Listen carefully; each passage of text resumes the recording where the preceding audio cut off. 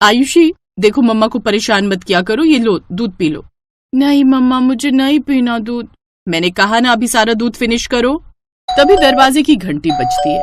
अंकिता अपनी देवरानी को आवाज लगाती है जो रसोई में बर्तन धो रही थी। पूजा, पूजा। ओफो, अब कहाँ मर गई। दरवाजे की घंटी नहीं सुनाई देती क्या? जा जाकर दरवाजा खोल। जी आई दीदी। पूजा अपनी साड़ी के पल्लू से हाथ पोंछते हुए रसोई से बाहर आकर दरवाजा खोलती है। उसी वक्त ससुराल के बाकी लोग बाहर हॉल में बैठे हुए थे, लेकिन फिर भी दरवाजा खोलने के लिए कोई आगे नहीं आता। बाहर कोई लगातार घंटी बजाया जा रहा था। पूजा जैसे ही दरवाजा खोलती है तो सामने खून से लथपथ उसका पति मोहन खड़ा था, जिसे किसी ने चोरी के इरादे से चाकू मारकर बुरी तरह घायल कर दिया था। ये क्या हुआ जी आपको? ये सब कैसे? जेठ जी जल्दी यहाँ आइए। वे सभी उसे जल्दी से अस्पताल ले जाते हैं, जहाँ डॉक्टर उसका इलाज करते हैं। देखिए, हमने उन्हें बचा तो लिया, लेकिन उनके सर पर भी किसी ने वार किया है, जिससे उनके दिमाग पर थोड़ा असर पड़ गया है। ये सुनकर सभी लोग हैरान रह जाते हैं। पूजा बेचारी फूट फूट कर रोती है। कुछ दिन बाद वो उसे घर लेकर आ जाते हैं, लेकिन अब वो बेरोजगार हो जाता है। पूजा पहले ही गरीब घर से आई थी और अब पति के भी बेरोजगार होने के कारण अब उसकी जेठानी और सास उसे और भी ताने देती हैं। साथ ही सारा काम पूजा से ही करवाती। ठीक से पोछा मार, देख तो कितना गंदा हाल कर रखा है घर का। काम के न काज के, दुश्मन अनाज के।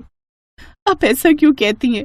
ये घर हमारा भी तो घर है जेठानी जी, और मोहन जी की तबीयत खराब होने से पहले वो भी तो सारा घर का खर्च उठाते थे ना। हाँ तो कौन सा एहसान करते थे हम पर? तुम मेरी पूजा से ऐसे बात क्यों कर रहे हो? मैं तुम्हें ये डब्बा उठाकर मार दूं। पागल, तू चुप कर, एक कोने में बैठा रह, समझा? और तू चल काम कर। उस दिन से पूजा की सास और जेठानी सब पूजा को घर की नौकरानी बनाकर रखने लगे। सारा काम बस पूजा ही करती। ऐसे ही एक रोज बाहर बारिश हुई। अंकिता की बेटी आयुषी उसके पास आती है। माँ, मेरा ना पालक के पकौड़े खाने का बड़ा मन कर रहा है, आप बना दो ना। अरे मेरी बच्ची को पालक के पकौड़े खाने हैं, मैं अभी बनवाती हूँ। पूजा, ओ पूजा। जी जेठानी जी। आयुषी का पालक के पकौड़े खाने का मन है, जल्दी से गर्मा गर्म बना दो। लेकिन पालक तो घर में है ही नहीं। अरे नहीं है तो बाजार से जाकर ले आ। बाहर तो तेज बारिश हो रही है। हाँ तो बाढ़ तो नहीं आ रही है ना? चल अब जल्दी से जाकर पालक लेकर आ। पूजा बेचारी बारिश में भीगते हुए पालक लेने मंडी जाती है। तेज बारिश के कारण वो पूरी तरह भीग जाती है। फिर आकर वो गर्मा गर्म पालक के पकौड़े बनाती है। उन पकौड़ों की खुशबू सूंघकर उसकी 6 साल की बेटी अनु कहती है, वाह माँ, कितनी अच्छी खुशबू आ रही है, मुझे भी थोड़े पकौड़े दो ना। ये पकौड़े मैं भी खाऊंगा। पूजा दोनों को थोड़े से पालक के पकौड़े खाने को देती है। तभी वहाँ अंकिता आ जाती है। हे राम, ये देखो, महारानी अपने पति और बच्चे का पेट पालने में लगी हुई है, चोर कहीं की। नहीं, मेरी माँ चोर नहीं है, आप झूठी हो। ये सुनकर अंकिता उसे जोरदार थप्पड़ मार देती है। मेरे पति के टुकड़ों पर पल रही हो और मुझसे जुबान लड़ा रही हो। लाओ ये पकौड़े इधर दो, कुछ नहीं मिलेगा तुम्हें। चलो अभी के अभी अपना बोरिया बिस्तर बांधो और निकलो यहाँ से। पूजा मोहन और अनु के साथ घर से चली जाती है। तेज बारिश में बचते हुए वो तीनों एक सीमेंट की पाइप पे छुपकर बैठ जाते हैं। मुझे घर जाना है। नहीं, अच्छा नहीं लग रहा। बस आज की बात है जी, सुबह होते ही हम यहाँ से चले जाएंगे। माँ, भूख लग रही है। मेरी बच्ची, अभी तो मेरे पास खाने को कुछ भी नहीं है। फिर वो तीनों भूखे पेट ही सारी रात उस सीमेंट की पाइप में बैठे रहते हैं। अगली सुबह पूजा अपने कानों की बालियां बेचकर सुनार से पैसे ले आती है। फिर किराए पर एक कमरा लेकर उसमें अपने पति और बच्ची के साथ रहने लगती है। वो दुकान से थोड़ा आटा और सामान खरीद लाती है, जिसके साथ वो तीनों खाना खाते हैं। चलो ना अनु, बाहर खेलने चलते हैं। ठीक है, चलो पापा। अनु और मोहन बाहर चले जाते हैं। ऐसे तो काम नहीं चलेगा, मुझे कुछ न कुछ करना होगा। ये पैसे तो कुछ ही दिन में खत्म हो जाएंगे, लेकिन मैं क्या करूं? इन दोनों को छोड़कर ज्यादा दूर काम पर भी नहीं जा सकती। अब सब कहते हैं मैं पालक के पकौड़े बड़े अच्छे बनाती हूँ। हाँ, यही सही रहेगा। पालक सस्ता भी आता है, उसके पकौड़े बनाने में ज्यादा खर्चा भी नहीं आएगा। पूजा जरूरत का सामान लेकर आती है और अगले दिन से ही अपने घर के बाहर ही ठेला लगाकर पालक के पकौड़े बनाकर बेचने लगती है। आइए आइए, पालक के पकौड़े खाइए, गर्मा गर्म पकौड़े, वो भी धनिया पुदीने की चटनी के साथ। तभी उसके पास एक ग्राहक आता है। बहन जी, कितने की है प्लेट? जी 30 रुपए। एक प्लेट लगाना तो। पूजा उसे पालक के पकौड़े देती है, जिसे खाकर वो 2 प्लेट और लेता है। वाह, गजब का स्वाद है इसमें तो। 2 प्लेट पैक कर दो जरा। अब वो पालक के पकौड़े के गजब के स्वाद के चलते उसके पास और भी ग्राहक आने लगते हैं और कुछ ही दिनों में अच्छे स्वाद के चलते उसकी कमाई दिन पर दिन बढ़ती गई। कुछ ही दिनों में उसने खुद की दुकान भी खरीद ली और उसमें पालक के पकौड़े बेचने लगी। साथ ही अपने पति का भी इलाज अच्छी जगह से करवाती है। उधर अंकिता अपने महंगे शौक के चलते अपने पति की कमाई को खूब उड़ाती, जिससे एक वक्त ऐसा आ गया कि उसके पति की नौकरी छूट गई और उनकी सारी जमा पूंजी भी खत्म हो गई। अब वो सब दाने दाने को मोहताज हो गए। माँ, बहुत भूख लगी है, कुछ खाने को दो ना। क्या दूं? घर में खाने को कुछ भी नहीं है। लोन न चुका पाने के कारण हमारा घर बिक गया, मेरे सारे जेवर सब जमा पूंजी खत्म हो गई। अब खाने को कुछ नहीं बचा है। अंकिता, तुम्हारी गलती के कारण, तुम्हारे दिखावे के कारण आज हमारा घर भी हमारा नहीं रहा। अब ऐसे में हम कहाँ जाएं?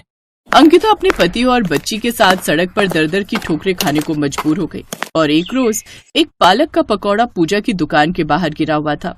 वाह माँ, पालक की पकौड़े, कितनी अच्छी खुशबू आ रही है। वो नीचे से पालक का पकौड़ा उठाकर खाने लगती है, तभी अनु वहाँ आ जाती है। अरे आयुषी, तू? अनु, तू यहाँ? हाँ, ये मेरे माँ पापा की दुकान है। तब पूजा और मोहन निकलकर बाहर आते हैं। भैया, भाभी, माँ, आप लोग ऐसी हालत में? मेरा बेटा, तू ठीक हो गया, हमें माफ कर दे मेरे बच्चे। मोहन, तू ठीक हो गया मेरे भाई? हमें माफ कर दो पूजा, मैंने तुम्हारे साथ कितना गलत किया, उसी की सजा आज हमें मिली है। हमारा सब कुछ छिन गया। आप फिक्र मत कीजिए जेठानी जी, आपकी देवरानी अभी जिंदा है। आइए पहले आप सब गर्मा गर्म पकौड़े खा लीजिए, बाकी बातें बाद में करेंगे। अब वो सब मिलकर साथ में पालक के पकौड़े खाते हैं। पूजा ने अब तक खुद का घर खरीद लिया था।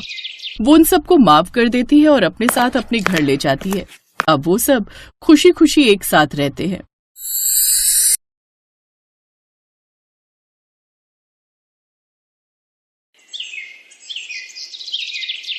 आज पायल को देखने लड़के वाले आए थे, लेकिन उन लड़के वालों में एक खासियत है कि उन्हें लड़की में कोई अच्छाई नहीं चाहिए, बस उन्हें पकौड़े बनाने आते हो।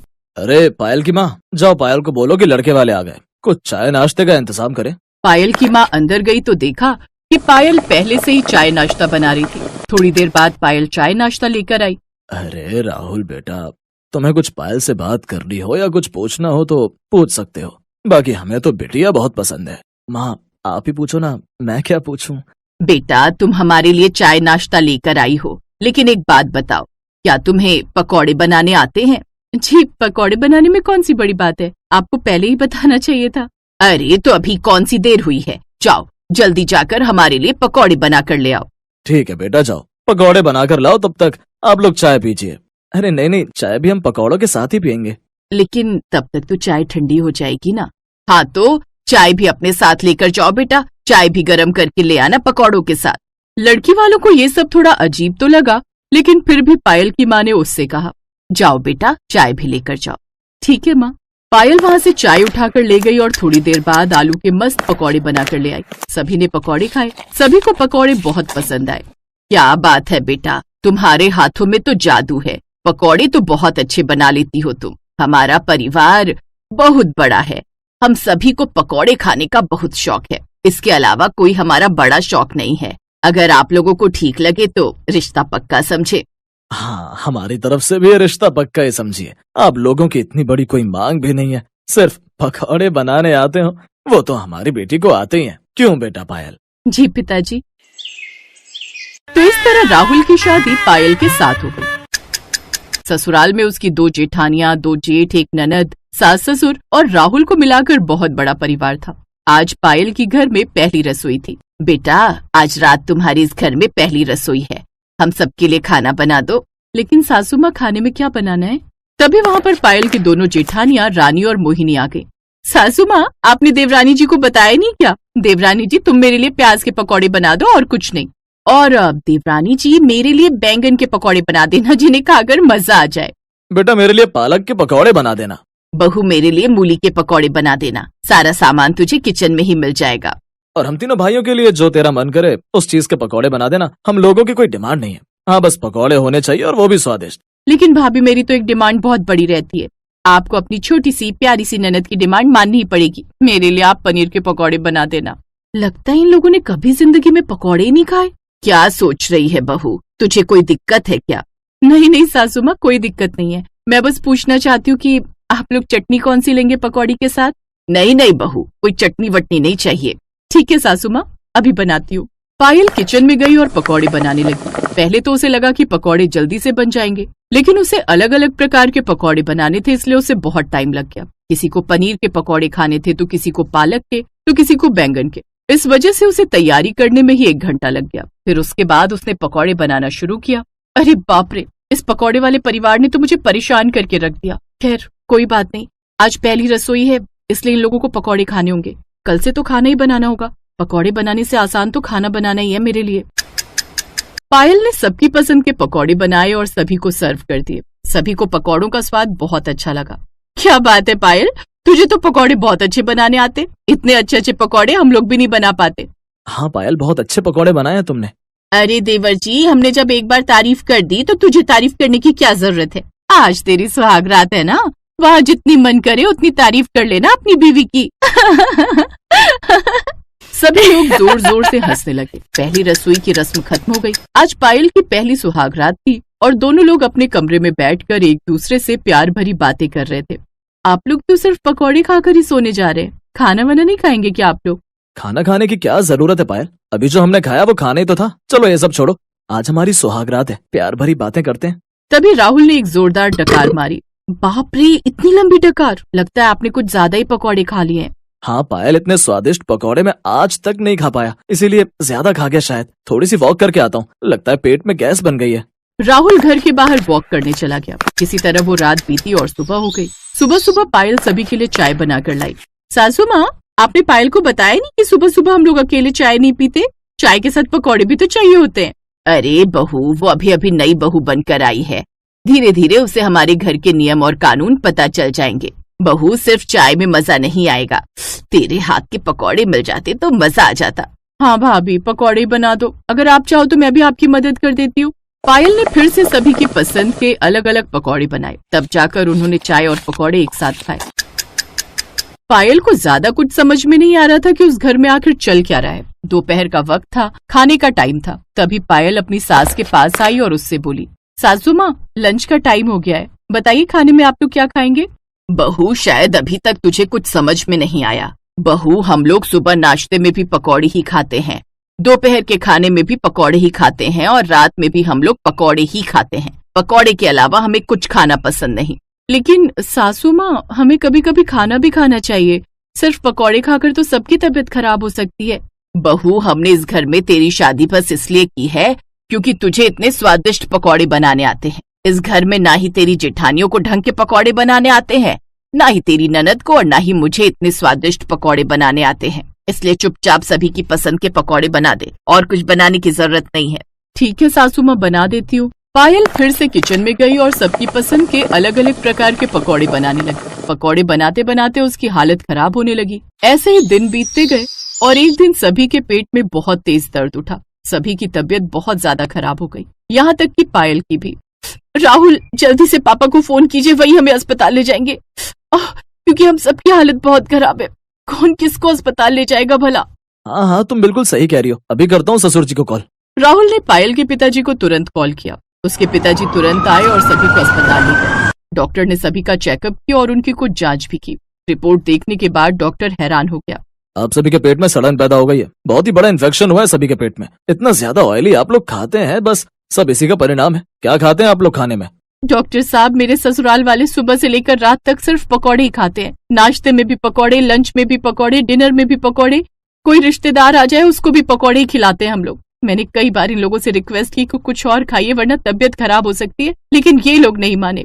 देखिए, बहुत बुरी बात है। अब आप लोगों को कुछ पौष्टिक आहार, हरी सब्जियां, ये सब लेने पड़ेंगे, वरना बहुत बुरा हो सकता है आप लोगों के साथ। अगर आपने पकौड़े खाए तो जो मैं दवा देने जा रहा हूँ, ये दवाइयां भी असर नहीं करेंगी, क्योंकि इम्यूनिटी भी बहुत वीक हो चुकी है आप लोगों की।